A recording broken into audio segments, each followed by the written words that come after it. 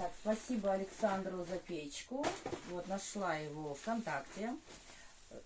Замечательная печка была, вторая печь.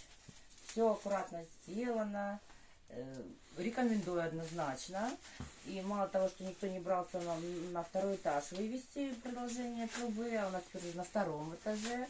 Там будет тепло детям. Поэтому большое спасибо Александру. Советую, ищите его ВКонтакте. Александр Кривенко. Хороший печник. А вот это, как говорят, от нас, чтобы вам была память, как говорят, от нас для вашего тепла и уюта. Спасибо большое. Красота.